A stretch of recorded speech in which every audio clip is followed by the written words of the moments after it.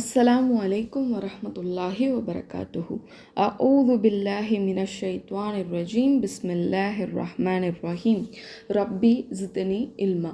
அல்லாஹுடைய மாபெரும் கிருபையால் நாட்களிலேயே மிக சிறந்த நாளான இந்த ஜும்மாவுடைய நாளன்று மீண்டும் நாம் அனைவரும் ஒன்றிணைந்திருக்கின்றோம். அல்ஹம்துலில்லாஹ். பொதுவாக நம்ம எல்லாருக்குமே வெற்றியாளர்களாக இருக்கணும் அப்படிங்கிறது பெரும் ஆசையாக இருக்கும். இம்மையுடைய விஷயங்கள்லையும் சரி, மறுமையுடைய விஷயங்கள்லையும் சரி, நம்ம எந்த ஒரு காரியத்தை செய்கிறதா இருந்தாலும் அதனுடைய இறுதி முடிவு வெற்றியாக இருக்கணும் அப்படிங்கிறதுக்கு நம்ம ஆசைப்படுவோம். ஆனால் ஒரு சில நேரங்களில் நம்ம எடுக்கக்கூடிய எல்லா முயற்சியுமே தோல்வியாக தான் இருக்கும். அல்லாஹ் நம்மளுக்கு அந்த வெற்றியை தாமதப்படுத்திகிட்டே இருப்பான். ஒவ்வொரு முறையும் நம்ம ஜீரோலேருந்து தொடங்குற மாதிரியே இருக்கும். ஏன் நமக்கு இந்த வெற்றிகள் தாமதமாக்கப்படுது? இது அல்லாஹுடைய நாட்டம் அப்படின்னு நினச்சிட்டு நம்ம அமைதியாக இருந்துடுறதா, இல்லை நம்மளுடைய செயல்களில் ஏதோ ஒன்று தான் நமக்கான வெற்றியை நம்மக்கிட்ட இருந்து தூரமாக்கிக்கிட்டே இருக்குது அப்படின்னு நம்ம நினைக்கிறதா? இமாம் இப்னு கையிம் ரஹிமஹுல்லா தன்னுடைய புத்தகமான அல் ஃபவாயித் அப்படிங்கிற புத்தகத்தில் இந்த விஷயத்தை பற்றி குறிப்பிட்றாங்க. என்னன்னா, அல்லாஹ் ஒரு சில மனிதர்களுக்கு 6 காரணங்களால் வெற்றியின் வாசலை அடைக்கின்றான் அப்படின்னு சொல்கிறாங்க. அப்போ நமக்கும் வெற்றிக்குரிய வாசல் அடைக்கப்பட்டிருக்கிறதா நம்ம உணர்றோம் அப்படின்னா, இந்த 6 விஷயங்கள் நம்ம கிட்ட இருந்தால் நமக்கும் அந்த வாசல் அடைபடும் அப்படிங்கிறத நம்ம உணரணும். அது என்ன 6 விஷயம் அப்படிங்கிறத பற்றி தான் இன்ஷா அல்லாஹ் இன்னைக்கான இந்த ஜும்மா சிந்தனைகளில் நம்ம பார்க்க போகிறோம். அதில் முதலாவது விஷயம் என்னென்னா, எந்த ஒரு மனிதன் அல்லாஹ் தனக்கு வழங்கிய அருட்கொடைகளிலே மூழ்கி போய் அதுக்காக இறைவனுக்கு நன்றி செலுத்தாமல் இருக்கின்றானோ அந்த அடியாருக்கான வெற்றியின் வாசலை அல்லாஹ் என்ன செய்கிறானா அடைக்கிறான் அப்படின்னு சொல்லி இமாம் குறிப்பிடுறாங்க. அல்லாஹ் நமக்கு ஒரு நெஹ்மத் வழங்கியிருக்கான் அப்படின்னா அந்த நெஹ்மத்தை அனுபவிக்கிறதுலே நம்ம பல நேரங்களில் மூழ்கிடுறோம். அது பொருளாதாரமாக இருந்தாலும் சரி, ஆரோக்கியமாக இருந்தாலும் சரி, குழந்தைகளாக இருந்தாலும் சரி, நல்ல துணையாக இருந்தாலும் இல்லை சமூகத்தில் ஒரு நல்ல அந்தஸ்து, இப்படி எந்த வகையில் அல்லாஹ் நமக்கு அருட்கொடைகள் வழங்கியிருந்தாலும் அதை முழுசாக நம்ம அனுபவிச்சுக்கிறோமே தவிர அதுக்காக அல்லாஹுவுக்கு நம்ம நன்றி செலுத்துகிறோமா? நன்றி எப்படி அல்லாஹுக்கு செலுத்துறது? ஒன்று, முதல்ல இதயத்தில் நம்ம உணரணும், எந்த ஒரு அருட்கொடை எனக்கு கிடைச்சாலும் அது என்னுடைய முயற்சி இல்லை, அது என்னுடைய ரப்பு எனக்காக கொடுத்த அருட்கொடை அப்படிங்கிறத இதயத்தில் உணரணும்.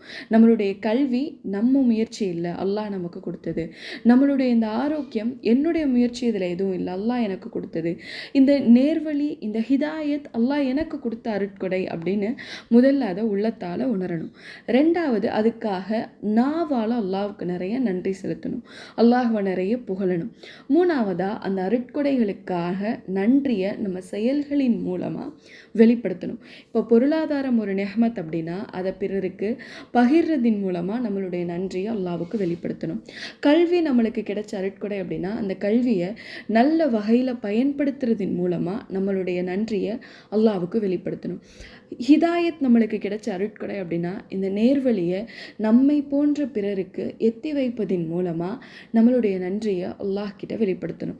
என்னுடைய பிள்ளைகள் எனக்கான அருட்கொடைன்னு நினச்சேன்னா அந்த பிள்ளைகளை சமூகத்துக்கு பயன் தரக்கூடிய பிள்ளைகளாக நான் கொடுப்பதின் மூலமாக அல்லாஹ் என்னுடைய நன்றியை நான் வெளிப்படுத்தணும். அப்போது எந்த ஒரு மனிதன் இறைவன் அளித்த அருட்கொடைகளுக்கு நன்றி செலுத்தக்கூடியவனாக இருக்கிறானோ அவருக்கு மட்டும்தான் அல்லாஹ் வெற்றியுடைய கதவுகளை திறந்து வைக்கிறான்.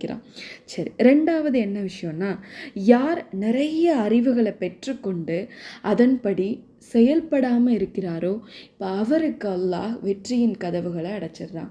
நம்மளை யோசிச்சு பாருங்களேன், நம்ம நிறைய விஷயங்கள் தெரிஞ்சுக்கிறோம், நிறைய பயான், நிறைய புத்தகங்கள் வாசிக்கிறோம், நிறைய கிளாஸஸ் அட்டன் பண்ணுறோம். இதன் மூலமாக அல்லாஹ்வை பற்றியும் நம்மளுடைய மார்க்கத்தை பற்றியும் நிறைய விஷயங்களை நம்ம தெரிஞ்சு வச்சுக்கிறோம். ஆனால் தெரிஞ்ச எல்லா விஷயங்களையும் நம்ம நடைமுறைப்படுத்துகிறோமா? தெரிஞ்சுக்கிட்ட விஷயங்களில் ஒரு 5% கூட நம்ம நடைமுறைப்படுத்துறதில்லை. இப்போ கற்றுக்கிட்ட இல்மு படி நம்மளுடைய வாழ்க்கையை அமைச்சிக்கலை, நம்ம அமல் செய்யாமல் வெறும் எல்லாமே இல்மாக தான் நம்மக்கிட்ட இருக்குது அப்படின்னா இப்படிப்பட்ட மனிதர்களுக்கும் அல்லாஹ் வெற்றியின் வாசலை அடைச்சிருவான். இப்போ நம்ம ஒரு விஷயத்துக்காக தொடர்ந்து முயற்சிக்கிறோம், இல்லை நம்ம ஒரு விஷயத்துக்காக அல்லாஹ் கிட்ட தொடர்ந்து பிரார்த்திக்கிறோம், ஆனால் அந்த விஷயம் நமக்கு நிறைவேறவே இல்லை, நம்ம முயற்சிகள் எல்லாம் வீணாகிட்டே இருக்குது அப்படின்னா நம்ம எதை சரி பார்க்கணுன்னா, நம்ம கேட்க நினைக்கின்றபடி நம்மளுடைய வாழ்க்கை முறையை அமைச்சுக்கிறோமா? நம்ம கற்றுக்கிறபடி நம்மளுடைய வாழ்க்கை இருக்கா? அல்லாஹ்வுக்கு கோபம் தரக்கூடிய விஷயங்கள் என்னென்னு தெரிஞ்சுக்கிட்ட பின்பு அந்த விஷயங்கள்லேருந்து நம்ம விலகி இருக்கோமா? அல்லாஹ்வை திருப்திப்படுத்தக்கூடிய விஷயங்கள் என்னென்னு கற்றுக்கிட்டதுக்கு பின்பு அந்த திருப்திப்படுத்தக்கூடிய காரியங்களை நம்ம செய்கிறோமா? நரகத்தை பற்றி எவ்வளோ எச்சரிக்கைகள் நம்ம கேட்குறோம். நரகத்திலிருந்து பாதுகாக்கிறபடி நம்மளுடைய வாழ்க்கை இருக்கா? சொர்க்கத்தை பற்றி எவ்வளோ விஷயங்கள் நம்ம ஒரு நாளைக்கு கேட்குறோம். சொர்க்கத்துக்கு போகிறபடி நம்மளுடைய வாழ்க்கையை அமைச்சிருக்கோமா? மன்னரை வேதனைகளை பற்றி எவ்வளோ நேரங்களில் நம்ம கற்றுக்குறோம். அந்த வேதனைகள்லேருந்து பாதுகாக்கிற வண்ணம் நம்மளுடைய வாழ்க்கை இருக்கா?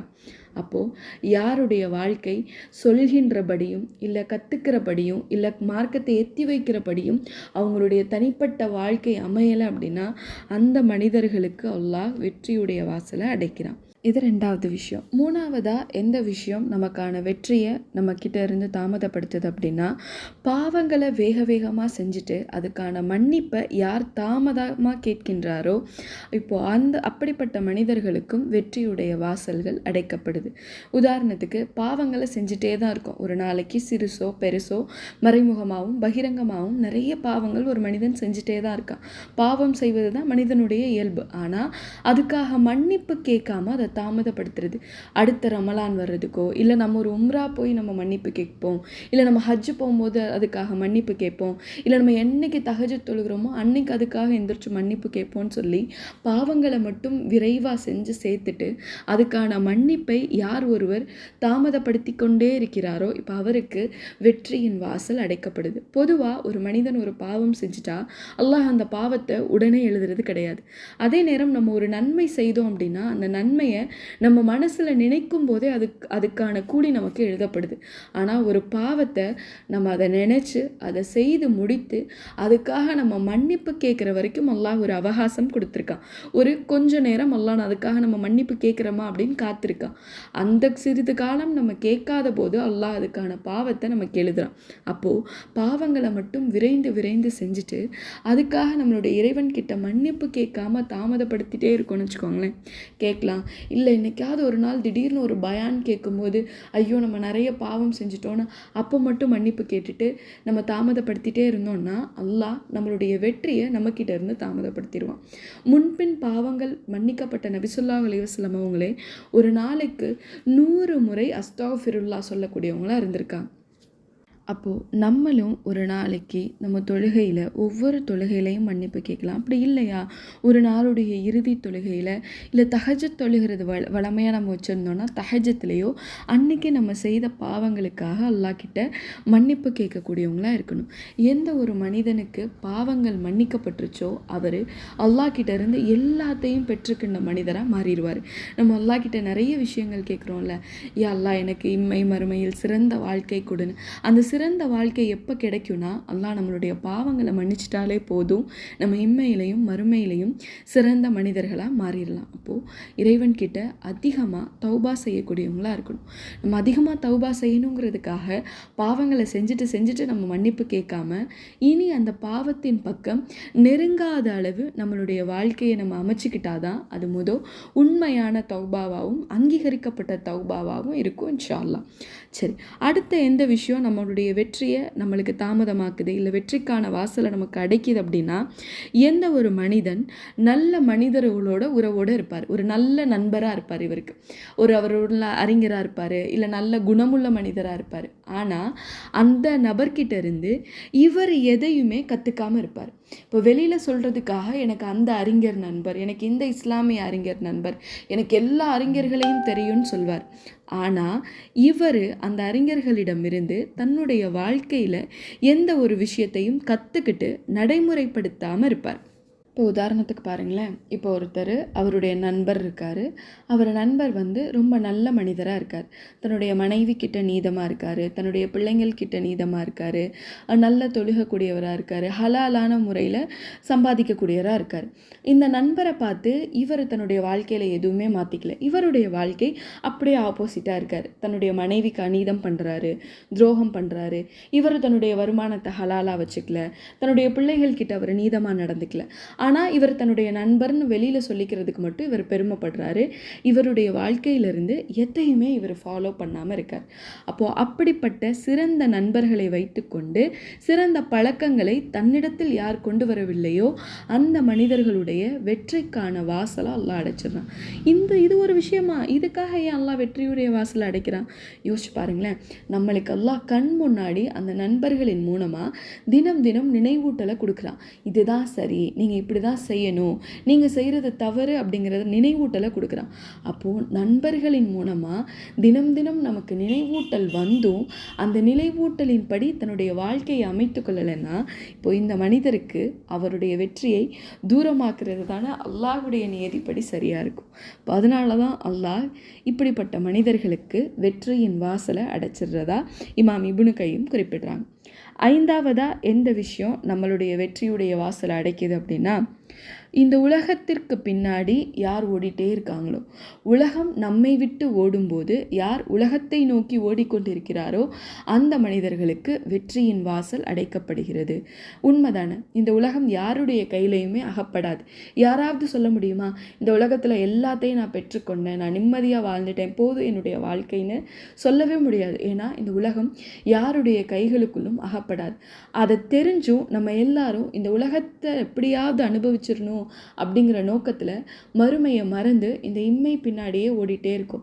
நபி ஸல்லல்லாஹு அலைஹி வஸல்லம் அவங்க சொல்கிறாங்கல்ல, ஆதமுடைய மகனை எதுவுமே திருப்திப்படுத்தாது.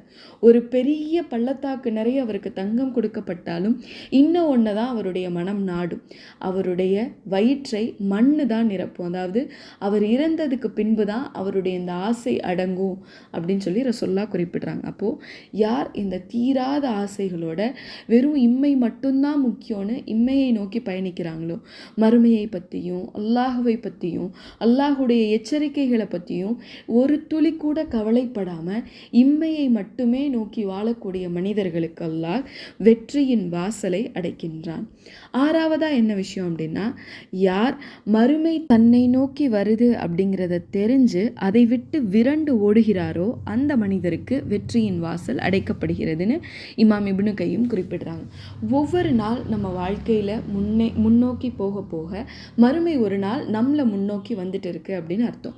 அதை உணர்ந்தும் அந்த மறுமைக்காக யார் எந்த தயாரிப்பும் செய்யவில்லையோ, அந்த மறுமைக்காக யார் தன்னுடைய வாழ்க்கையை அமைச்சுக்கலையோ, அல்லாஹ்வை சந்திக்கிறதுக்கு பயந்து யார் தன்னுடைய வாழ்க்கையை அமைத்து கொள்ளலையோ, அதுக்காக எந்த தயாரிப்பும் செய்யாத மனிதர் அதை விட்டு விரண்டு ஓடியவருக்கு சமம். அப்போது மறுமை தன்னை நோக்கி வருதுங்கிறத உணர்ந்தும் அதுக்கான தயாரிப்பு செய்யாத மனிதர்களுக்கு வெற்றியின் வாசல் அடைக்கப்படுகிறது. மறுமையுடைய முதல் படியே மரணம் தான். அதனால தான் நபி ஸல்லல்லாஹு அலைஹி வஸல்லம் அவங்க நிறைய நேரங்களில் மரணத்தை பற்றி அதிகமாக அறிவூட்டியிருக்காங்க. நம்மள எத்தனை பேர் மரணத்தை பற்றி நினைக்கிறதுக்கு விரும்புகிறோம்? ஏதாவது ஒரு இடங்களில் மரணத்தை பற்றியோ நரக வேதனையை பற்றியோ இல்லை மண்ணறையில் நமக்கு கொடுக்கக்கூடிய வேதனைகளும் இன்பங்களையும் பற்றி பேசணும் அப்படின்னா இதை பலர் கேட்குறதுக்கு விரும்புகிறதே இல்லை. ஐயோ இதெல்லாம் வேணாம், பயமாக இருக்கும் அப்படின்னு சொல்லிடுவோம். ஏன்னா இதெல்லாம் கேட்கும்போது அது நமக்கு மறுமையை நினைவூட்டுது. இயல்பாக நம்மளுடைய மனம் மறுமைக்கு எதிராக ஒரு வெறுப்பை உணர ஆரம்பிச்சிருச்சு. அதனால தான் இந்த மாதிரி விஷயங்களை நம்ம கேட்கவும் விரும்புறதில்லை, சிந்திக்கவும் விரும்புறதில்லை. ஆனால் யார் மறுமையை வெறுத்து ஒதுக்குறார்களோ அவர்களுக்கு அல்லாஹ் வெற்றியின் வாசலை அடைப்பதாக இமாம் குறிப்பிட்றாங்க.